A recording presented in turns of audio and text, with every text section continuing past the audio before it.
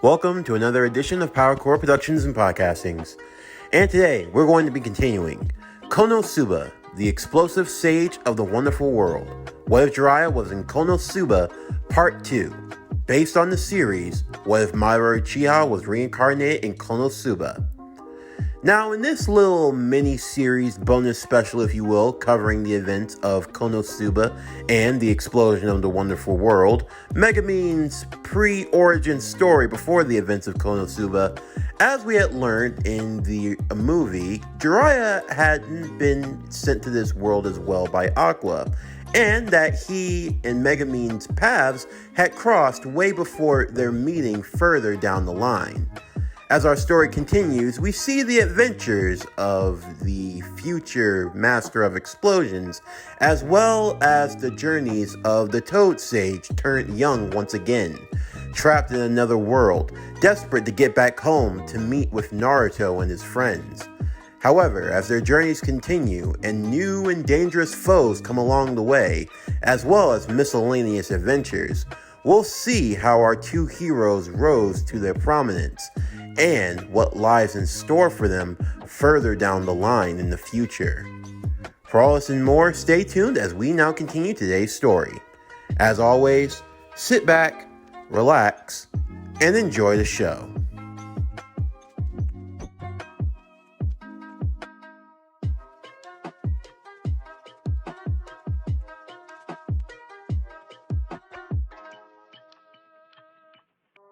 After the latest rounds of tests, Megumin was set to be promoted, moving up the ranks in terms of being a top score sorcerer, gaining more skill points and receiving a skill points potion. Of course, she had her concerns for Yunyun, who hadn't been acting like herself lately. Jiraiya, the self-proclaimed Toad Sage shinobi from another world, was sitting in the back of the classroom, just enjoying the view. One of the girls would ask, why is he here? Because I got nothing better to do with my time. Besides, look at all this great potential. He comes off like such a lech. Yeah, lech indeed. A toad lech. Hey, you want to try me? I can douse every single one of you in toad oil without even breaking a sweat. And I assure you, it gets all nice and shiny and slippery. Oh yeah, I like them when they're nice and squirming. You know, you are abhorrent to all women. Yeah, he's truly the worst. Scum. Scumzoo Sage. Scumzoo Sage. Scumzoo Sage. Scumzoo Sage. Okay, we get it. I'm going fishing. Jiraiya would just walk out of the classroom, although he noticed that for Megumin and Yunyun, there seemed to be a bit of tension going on between the two of them. He wasn't entirely sure of what.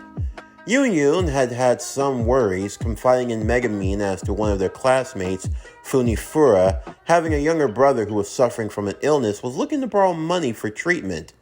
Megumin, feeling as though Funifura was being taken advantage of in Yunyun's desperation to make friends, decided to craft a healing potion to give to Funifura in return for Yunyun's money.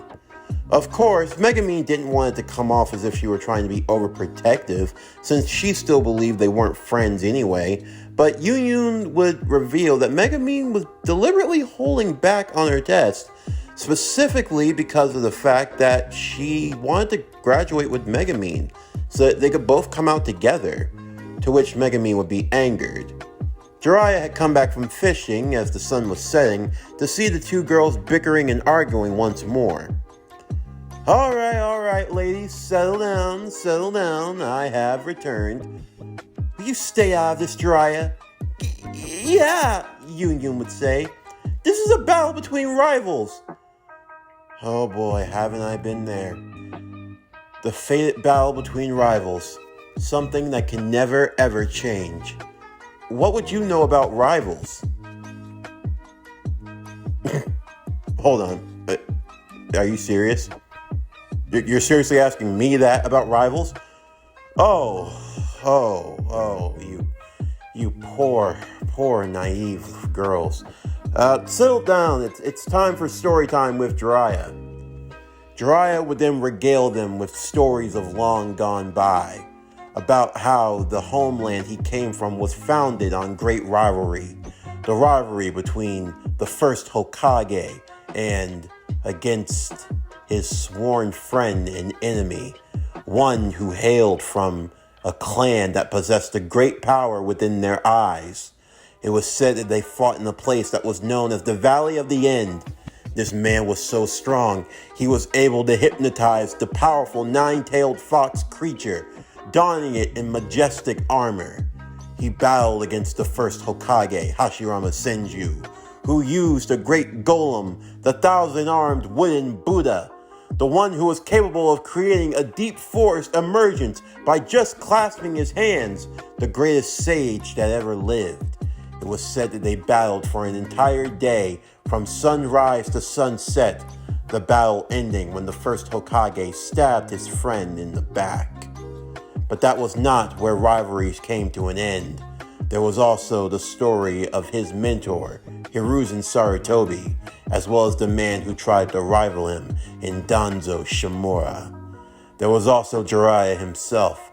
He told of a time when he too had a rival, someone who was known as the Snake Sanin, his antithesis, someone obsessed with defiling the laws of nature. He was known as Orochimaru. It was said that they too had a fated rivalry, but not just them. It was also the fated rivalry of Jiraiya's own student Naruto and his rival and friend Sasuke Uchiha. They too had a fight in the valley in the Battle of the Ends, where the two of them would collide with one another, Rasengan colliding with Chidori. In the midst of it all, their friendship marked by the scar on a headband that had long since been forgotten. Both Megumin and Yunyun would be in awe of these tales, the two of them jumping up, almost wanting to reenact the great battles themselves. "I see now. I understand," Megumin would say. "I know what I must do. I must follow in the path of the Uchiha." Wait, hold on. How did you get that from the story? I mean, come on. The Uchiha seems so cool. I would really love to meet one. No, I mean, they're all kind of, come on, Megumin. If anyone should be emulated, it should be Naruto. I mean, the way he sounds so cool and so brave, and he sounds really, really cute. Hey, you think he might want to go out with me?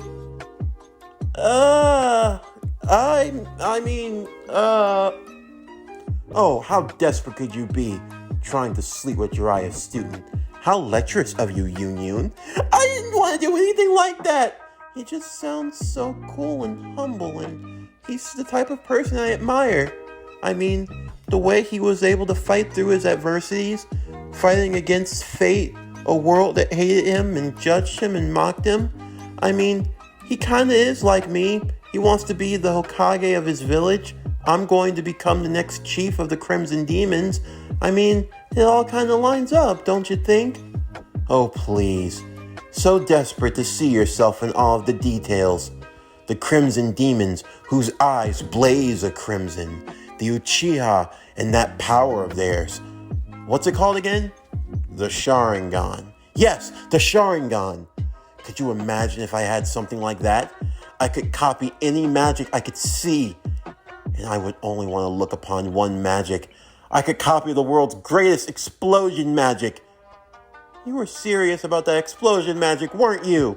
Of course I was. Why wouldn't I be? Megumin, explosion magic's not gonna get you anywhere. You hush your mouth. Yeah, I've had enough. You and I are gonna duel right now. Duel? What kind of duel? Hand-to-hand combat. Oh, this is gonna be good. Jiraiya would sit off to the side, raising his arm in the air. All right, begin! Jiraiya would watch on as the two girls would engage in martial arts. Yeah, that's it. That's right. Hit her right there. That's right. Ooh, don't do that. Yeah, that's right. That's right. Spike her with a DDT. Ooh, she missed. Damn. Ooh, oh, yeah, that Hurricane Rana. Yeah, hit her with that Hurricane Rana. Oh, wow, that's a good counter, Union. Wait, hold on. Ooh, yeah, Megumin's getting a little scrappy now. Ooh, yeah, step up Enziguri. Ooh, right to the back of the dome. Ooh, oh, that's bad. Wait, hold on. No. Oh, God. Oh, by God, she's going for a DDT. Can you believe it, folks? She is really going for a DDT right now. Union is looking to end it all. But no.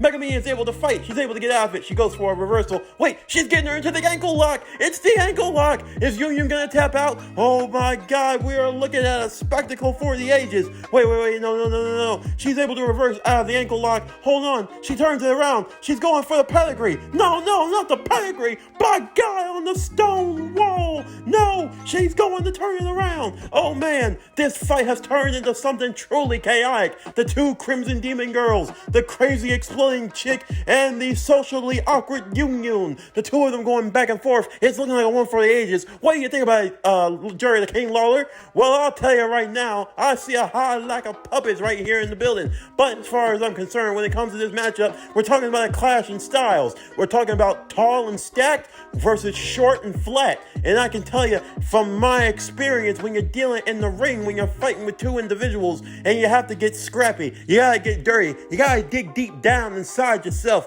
and pull something out that you never knew that you had before. That's what this Megumin girl's got. She's got that explosion. She's got that fire, that passion. That's what I'm telling you, Jiraiya, right now. And I'll tell you, she's going to shoot and reach for the stars. Oh, wait, no. She's hitting her with a counter, with a right, with a left, and another left, and another left. Oh, Megumin's been dropped to the ground. Union, she's going for the top rope. She's coming bouncing back. She's going to hit him with the Crimson Demon People's elbow. Oh, no, she gets a miss. Megumin's going in next now. She hits her with the armbar. She's got her stuck in the armbar. Is Union going to tap out? Is this where it's going to be the end? Oh, no, she's reaching up for the air. Jiraiya, he looks like he's getting ready to raise down the hand. Is it going to be over? Is it going to be over? Toad Sage, what are you thinking right now? Well, I'll tell you what I'm thinking right now. I'm thinking that Megumin and Union is going to be one for the ages. I feel like these two girls are going to fight over and over and over and over again. And this fight will never, ever end. It will literally be fight forever when it comes to these two Crimson Demon girls.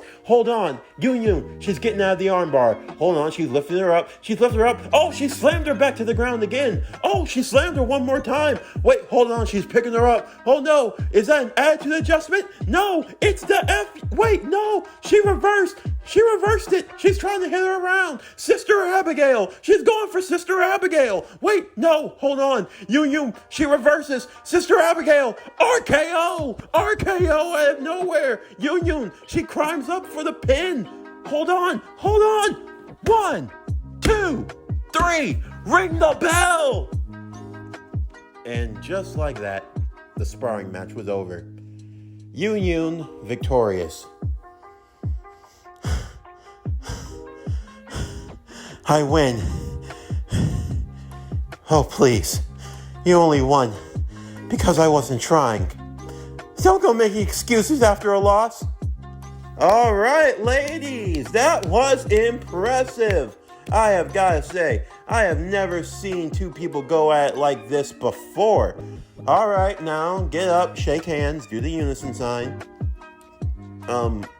Unison sign? Yes, it's when you take your two first fingers like this and you wrap them together like this. That's the sign that the match is over and that you respect each other as equals. Well, Union would say, as she held out her two fingers, I respect you, but I don't view you as my equal. Oh, come on! I won fair and square. Stare.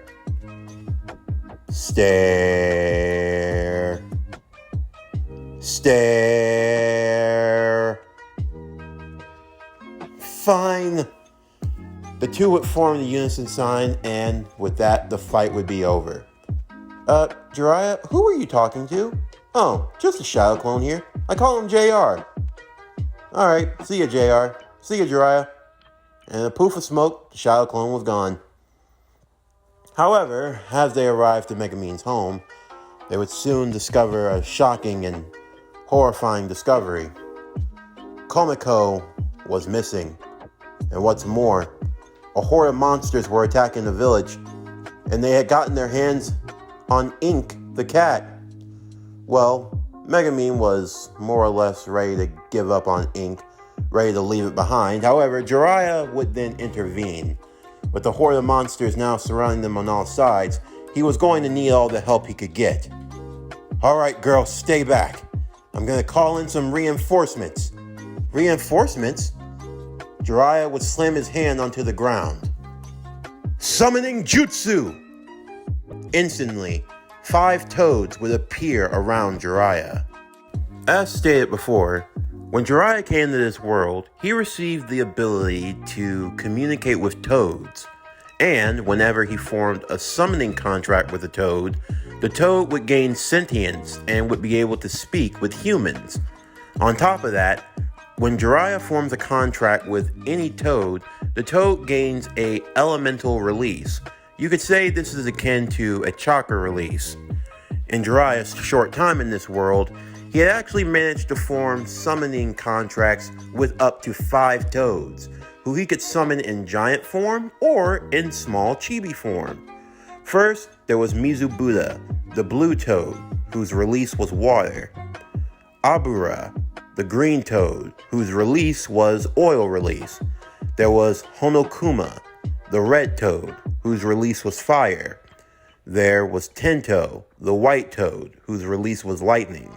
And then finally, there was Kazebuma, who was the yellow toad, and his release was wind.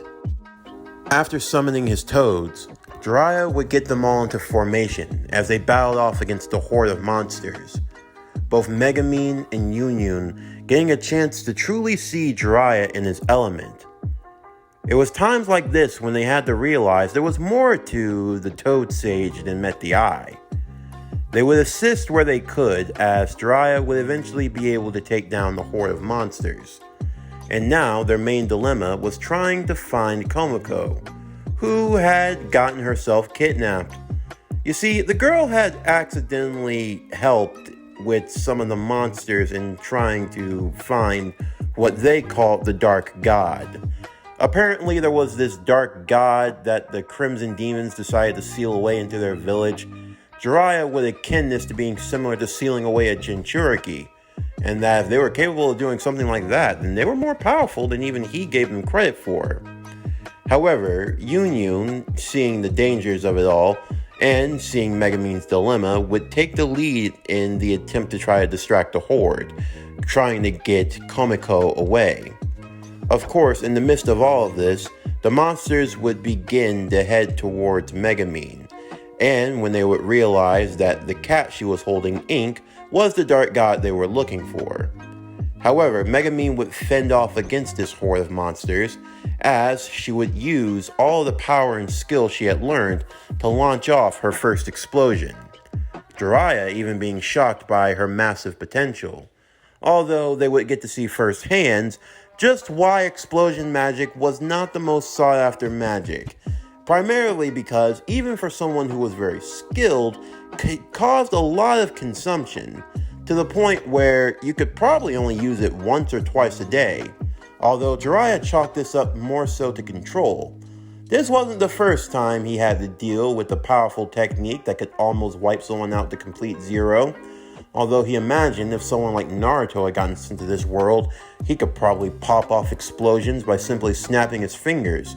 The boy had that much level of chakra within him, on top of including the Nine Tails in that. Of course, the monster horde would eventually be wiped away, and Megumin's sister would be saved. For their acts of bravery and for the display of their skills, the girls would be allowed to graduate from school, now being able to go out into the world. Although it would be a lot easier said than done, primarily because of the fact that the girls had to get the money to make ends meet. You couldn't just go out into the world without doing anything. Everyone had to get a job. Jiraiya was continuing to wow and leave the people of the Crimson Demon Village in awe with his skills and abilities. The Toads were very helpful in many different aspects. As a result, he was making a pretty decent amount of money himself, whenever he wasn't chasing a skirt around town, but he wouldn't be the only guy. As for Megamine, her holding down a job was a lot easier said than done. She had recently just got fired from the clothing store owner, and now she had no idea what she was going to do next. However, it seemed as though fortune would come her way. It happened on one night in particular when a demon woman named Arns would approach, who had been looking for Chomosuke in particular. She would reveal that the identity of Chomosuke was the dark god Wolbach, and, more so, she agreed to give Megamine 300,000 Eris. To that, Megamine was definitely going to take the money. However, Arns was having a bout of bad fortune herself, unknowingly caused by Megamine's parents, her father in particular. You see, not too long ago, she had bought a bracelet from him. The bracelet's energy would attract men from the village. Not just any men, trashy, worthless men. Which, when it came to the Crimson Demon Village, you could say that was almost every man. It didn't take long for those men to eventually surround Arns when, by no fault of her own, Megamine would blame all the recent explosions that had been occurring around the village on Arns.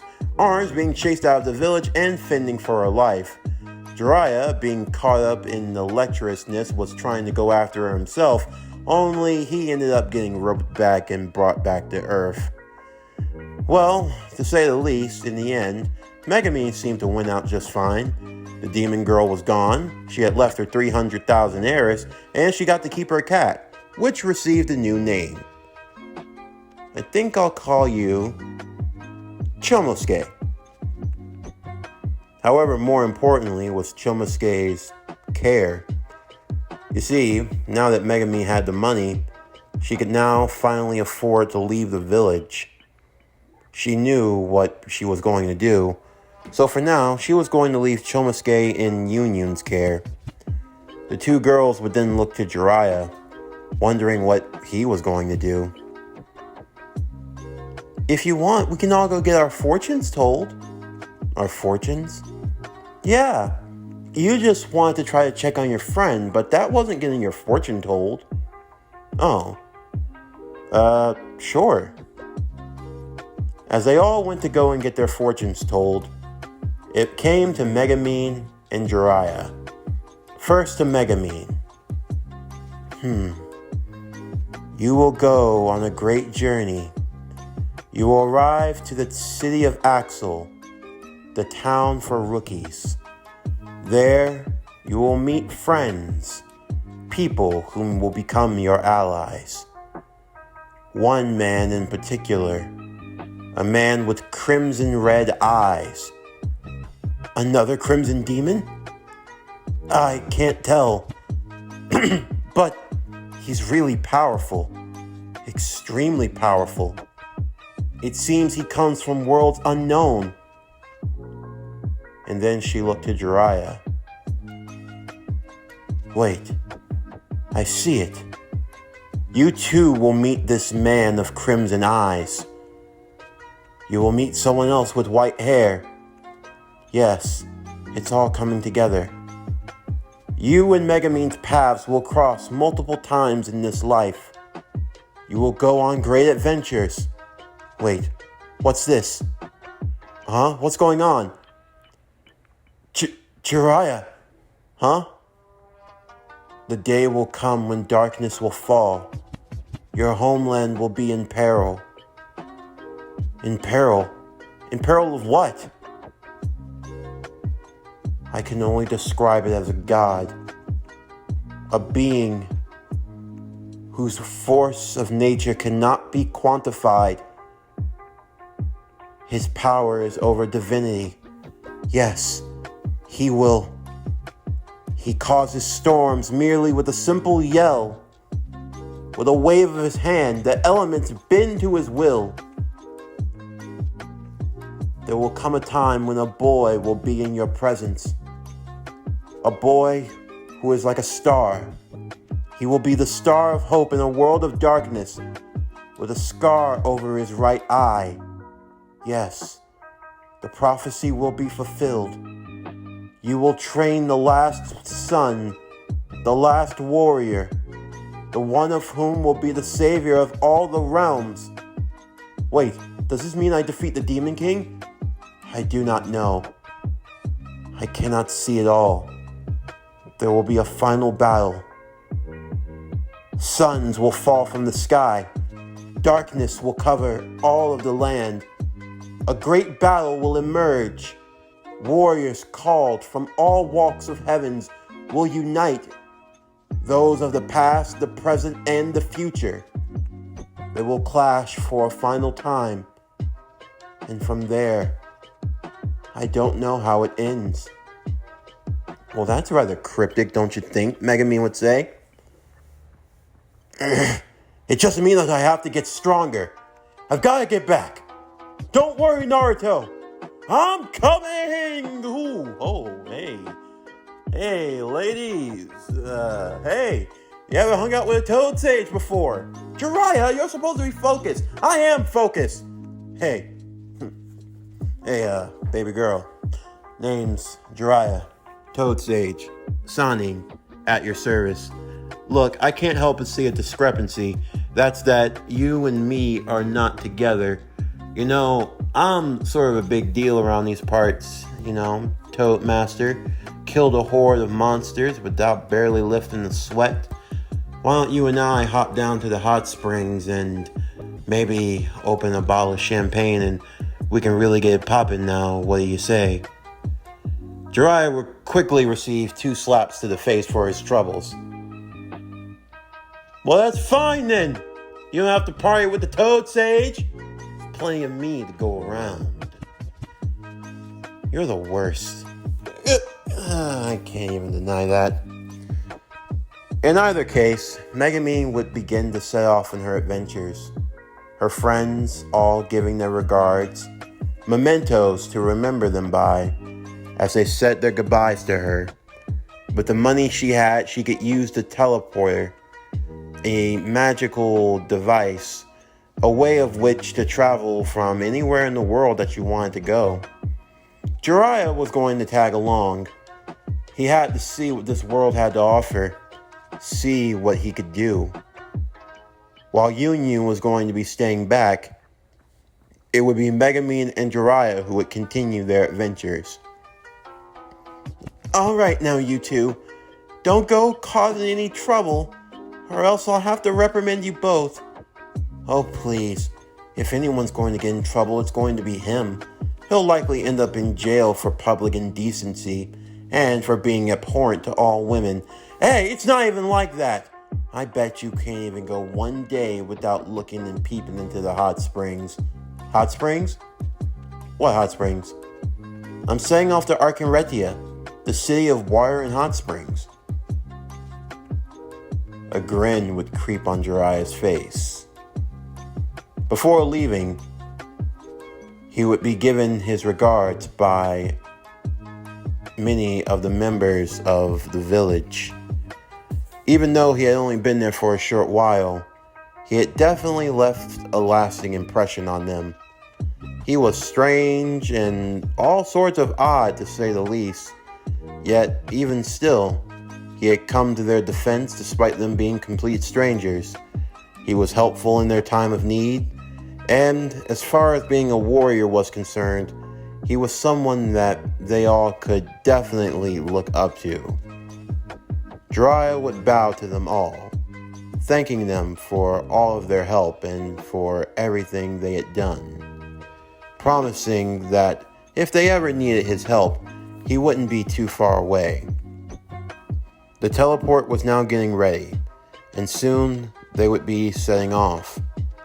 As Megumin was preparing to say her goodbyes, she would be met by Yunyun, who would give her a hug, promising to wish her well, and for hoping that she wouldn't get into too much trouble while she was gone.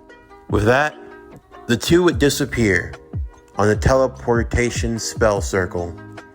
Before arriving at the teleportation spell circle in Arkenretia, the two would be welcomed as they looked and saw the great city of hot springs that lay before them. As now, the adventures of Megumin and Jiraiya, the Explosion Magic Master, and the Toad Sage continued.